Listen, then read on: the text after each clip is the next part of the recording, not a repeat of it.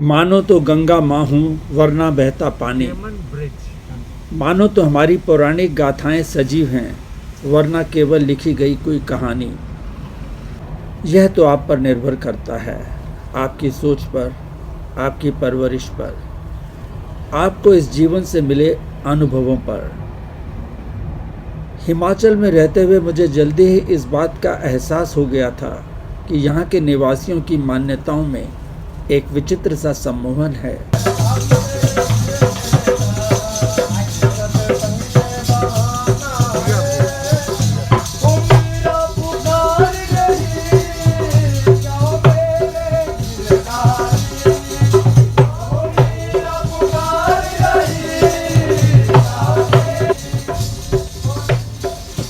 बिजली महादेव के बाद अब जब मुझे पराशर झील जाने का मौका मिला तो मैं तो जैसे तैयारी बैठा था। समुद्र की सतह से लगभग 9100 फीट की ऊंचाई पर स्थित यह झील अपने में जाने कितनी कहानियां और रहस्य समेटे हुए है। यह जानना मेरे लिए बहुत ज़रूरी था कि पराशर मुनि आखिर हैं कौन। तो आइए समझते हैं आसान भाषा में। शुरू से करते हैं हम शुरू। ब्रह्मा जी को सृष्टि निर्माण की जिम्मेदारी सौंपी गई थी। आप समझ सकते हैं कितना बड़ा काम था ये, और कठिन भी। कुछ भी तो नहीं था उनके पास। विष्णु जी ने तो बस हुक्म चला दिया, mister Brahma go and construct the world. हमारे साथ भी तो ऐसा ही होता है कुछ। भाई चोरी करो, डाका डालो, भीख मांगो, बैग बोरो और स्टील, टारगेट अचीव होना चाहिए। कटोला आगे और हमने टंडेर है लेफ्ट, मंडी 25 आइए सर, बागी 4 किलोमीटर। तो हमारे ब्रह्मा जी शुरू हो गए। पहले 4 पुत्र तो अपनी इच्छा से ही उन्होंने पैदा कर डाले, सनक, सनंदन, सनातन, सनत कुमार। पर इन चारों बच्चों ने मना कर दिया संसार बनाने के लिए। पर गुस्सा किसे नहीं आता इस बात पर, ब्रह्मा जी को भी आ गया। अब उनके गुस्से से माथा इतना गर्म हो गया और वहाँ से पैदा हुए रुद्र, जो अर्ध नारी का रूप थे। वहाँ से बना दिया उन्होंने मनु और शतरूपा को।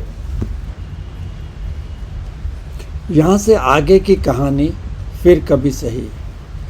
दूसरी तरफ ब्रह्मा जी हर एंगल से काम कर रहे थे, काफ़ी व्यस्त रहा करते थे वो। उन्होंने 10 मानस पुत्र पैदा किए।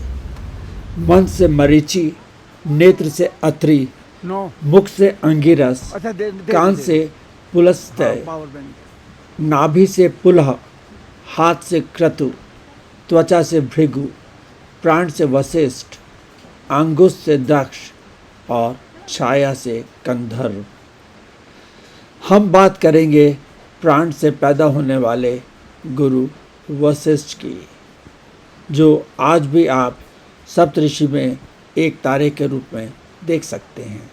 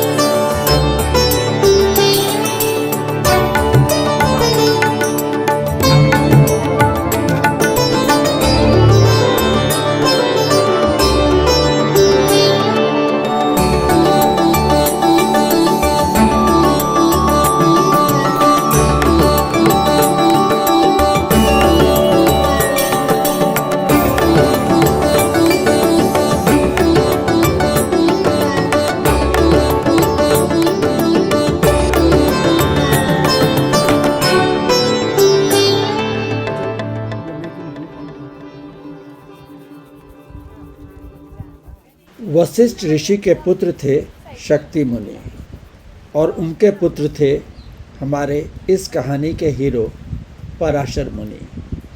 यूँ कह लो कि पराशर मुनि के दादा वशिष्ठ ऋषि हुआ करते थे। उन दिनों अयोध्या के राजा ऋतुपर्ण के पोते थे सुदास, जिनके बेटे थे सौदास। किसी बात पर नाराज हो गए ऋषि वशिष्ठ सौदास से। गुस्सा तो उन लोगों की नाक पर हुआ करता था, कभी भी कर लो, कैसे भी कर लो। बोले, आज से तू नरभक्षी हुआ। यह भी कोई बात हुई भला? पर कह दिया तो कह दिया। सौदास बन गया कलम शापाद राक्षस।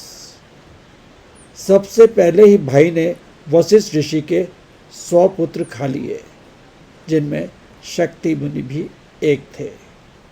बात उल्टी पड़ गई।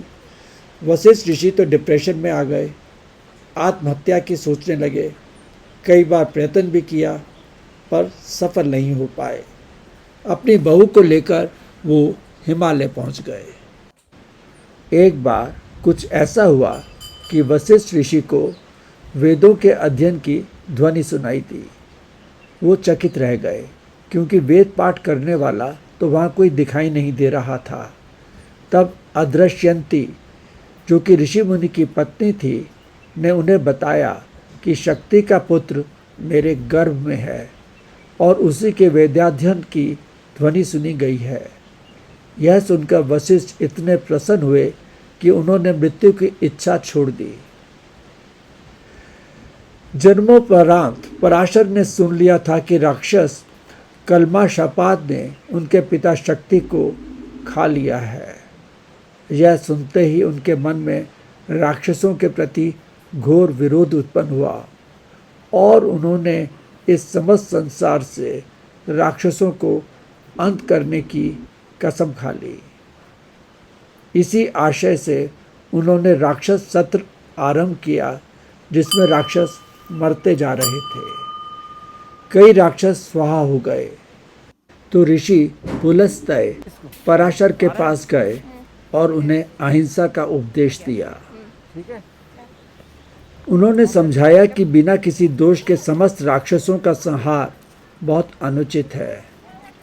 आप अपना यज्ञ पूर्ण करें, क्योंकि साधुओं का भूषण क्षमा है। पराशर जी ने तपस्या की थी। पराशर जी गुरु विशिष्ट के पौत्र थे और महर्षि शक्ति के बेटे थे। और पराशर जी के महर्षि व्यास हुए थे, जिन्होंने महाभारत लिखी थी। और व्यास के सुखदेव हुए थे।